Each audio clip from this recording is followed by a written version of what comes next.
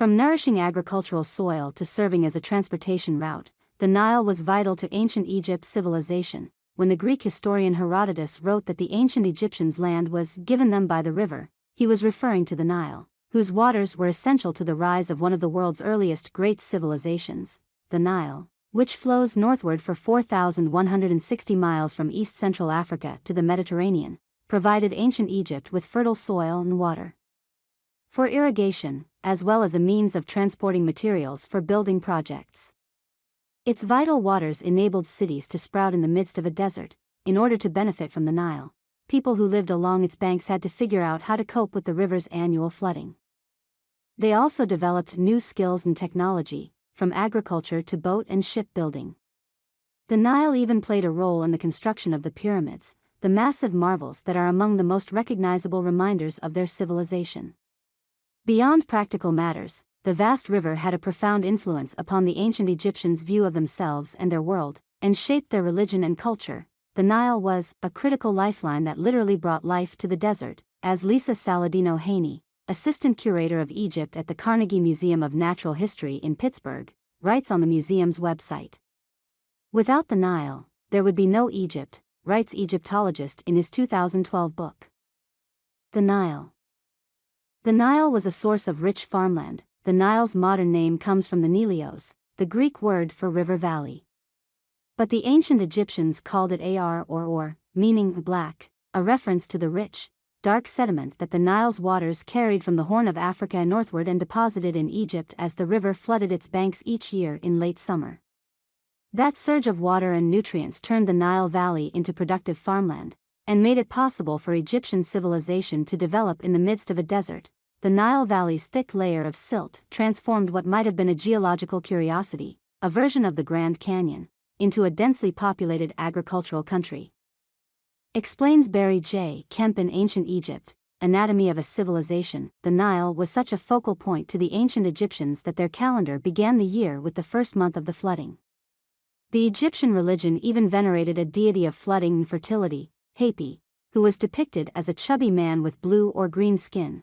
According to the UN's Food and Agriculture Organization, ancient Egyptian farmers were one of the first groups to practice agriculture on a large scale, growing food crops such as wheat and barley, as well as industrial crops such as flax for making clothing. To get the most out of the Nile's waters, ancient Egyptian farmers developed a system called basin irrigation.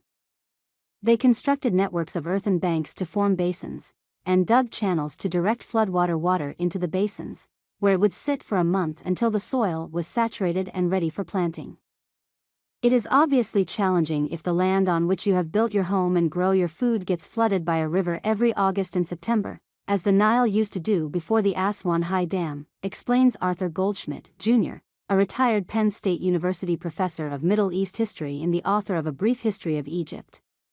Creating dikes, channels and basins to move and store some of the Nile waters required ingenuity and probably much trial-and-error experimentation for the ancient Egyptians, to predict whether they faced dangerous floods or low waters that could result in a poor harvest. The ancient Egyptians built nilometers, stone columns with markings that would indicate the water level. The river served as a vital transportation route. In addition to nurturing agriculture, the Nile provided ancient Egyptians with a vital transportation route. As a result, they became skilled boat and ship builders who created both large wooden craft with sails and oars, capable of traveling longer distances, and smaller skiffs made of papyrus reeds attached to wooden frames. Artwork from the Old Kingdom, which existed from 2686 to 2181 BC, depicts boats transporting cattle, vegetables, fish, bread and wood.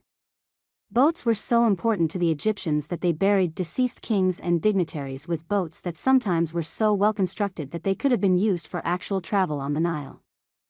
The Nile Valley as part of identity. The Nile influenced how Egyptians thought of the land in which they lived, according to Haney. They divided their world into Kemet, the black land, of the Nile Valley, where there was enough water and food for cities to thrive. In contrast, the hot, dry desert areas were Deshret, the red land. They linked the Nile Valley and oases in the desert areas with life and abundance, while the deserts were associated with death and chaos. The Nile also played an important role in the creation of the monumental tombs such as the Great Pyramid of Giza. An ancient papyrus diary of an official involved in the construction of the Great Pyramid describes how workers transported massive blocks of limestone on wooden boats along the Nile, and then routed the blocks through a canal system to the site where the pyramid was being constructed. Feel free to leave a comment below. Thank you for following. Don't forget to subscribe to the channel to stay updated with hot news every day.